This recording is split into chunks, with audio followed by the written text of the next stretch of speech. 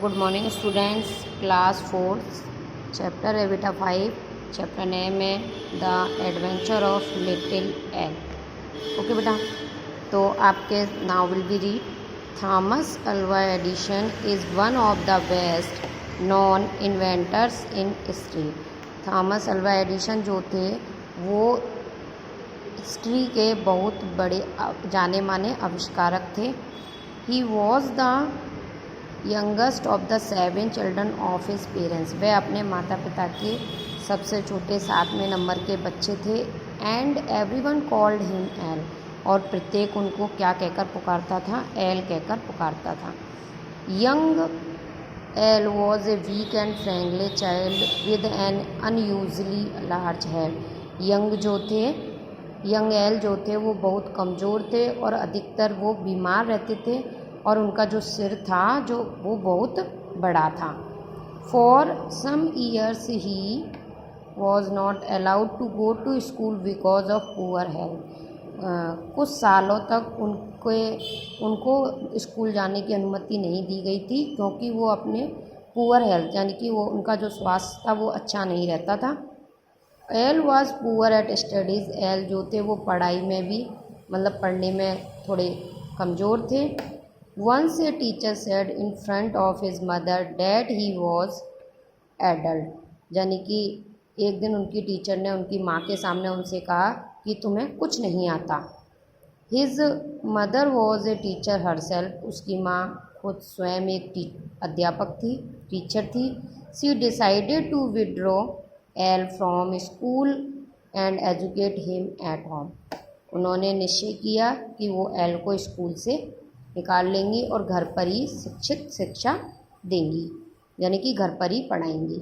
As a boy Edison curiosity and daring led him into usual adventure. Edison वैसे लड़कों में से नहीं थे जैसे कुछ बच्चे होते हैं, इनका जो दिमाग वो भले ही कमज़ोर थे पढ़ाई में पर उनका जो दिमाग था वो बहुत तेज़ तरीके से चलता था, यानी कि daring led him. Daring means होता है साहसी और क्यूरियोसिटी मीन्स होता है wish to know, strong wish to know. भगवान ने उनको जो दिमाग दिया था वो बहुत जानकारी लेना चाहते थे और साहस से भरपूर थे, है ना।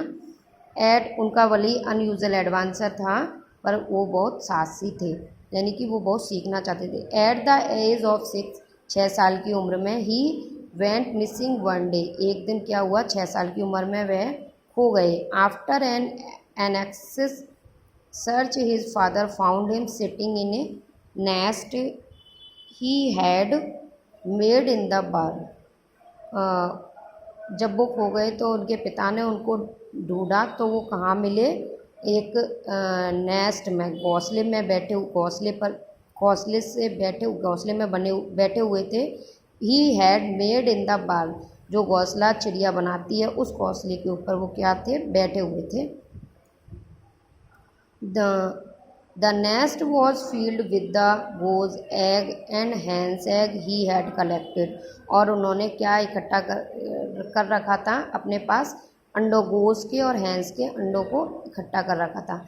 Addition had noted the way goose has her eggs by sitting on them. Edison देख रहे थे, नोट कर रहे थे, जानना तरीका देख रहे थे, नोटिस किया उन्होंने कि जो गोज़ जो है वो अपने अंडों पर किस तरह से बैठती है, और वो and he wanted to try it out himself, और वो इस चीज़ को स्वयं कोशिश करना चाहते थे। इस चीज़ के बारे में वो स्वयं कोशिश करना चाहते थे कि ऐसा कैसे बैठ जाती है वो। तो उन्होंने क्या किया, वो उनके अंडे के ऊपर बैठ गए थे, है ना। Though Edison did not attend school regularly. Edison जो थे वो प्रत्येक दिन स्कूल नहीं जाते थे, यानी कि वो भले ही उन्होंने स्कूल अटेंड नहीं किया था। He used to read every book in his reach, उनके पढ़ने के लिए प्रत्येक बुक उनको घर पर लाई जाती थी। हिज पेरेंट्स, उनके जो माता पिता थे, वर एजुकेटेड, बहुत शिक्षित थे। And refined people with a good library at home, उनके जो माता पिता थे वो बहुत शिक्षित थे और एक अच्छी फैमिली से थे, है ना। तो उन्होंने क्या किया, उनके लिए एक घर पर ही गुड लाइब्रेरी बना दी, अच्छी बुक्स ला के रखी और एक लाइब्रेरी बना दी। He read voraciously mostly book on history and science, वह अधिकतर साइंस की और हिस्ट्री की बुक पढ़ते थे। He even tried reading scientific book, और उन्होंने क्या करना, उन्होंने साइंटिफिक बुक को पढ़ने की भी कोशिश करने लगे। धीरे धीरे वो मतलब साइंटिफिक बुकों को भी पढ़ने लगे। That were beyond the groups of child, जो बच्चे होते हैं ना, अन्य बच्चे होते हैं, ऐसी बुक बच्चों के कुछ मतलब समझ में कम आती हैं। जो बुक वो पढ़ते थे वो अन्य बच्चों के दिमाग से परे होती हैं, तो वो ऐसी बुकों को, साइंटिफिक बुक होती थी, उनको पढ़ते थे। In the seller of his home Edison set up a small laboratory when he was 10 years old। उन्होंने क्या किया, घर पर ही, अपने घर पर ही, सेलर मीन्स होता है एक अंडरग्राउंड तय खाना वगैरह या तलघर बोलते हैं ना, वो मैंने आपको लिखाया था, है ना, जो रूम होता है अंडरग्राउंड रूम। उन्होंने वहाँ पर अपने घर पर ही एक लेबोरेटरी स्थापित कर ली। जब वो कितने साल के थे, 10 साल के थे। Every time he read about an experiment in a science book, he would try it on his laboratory।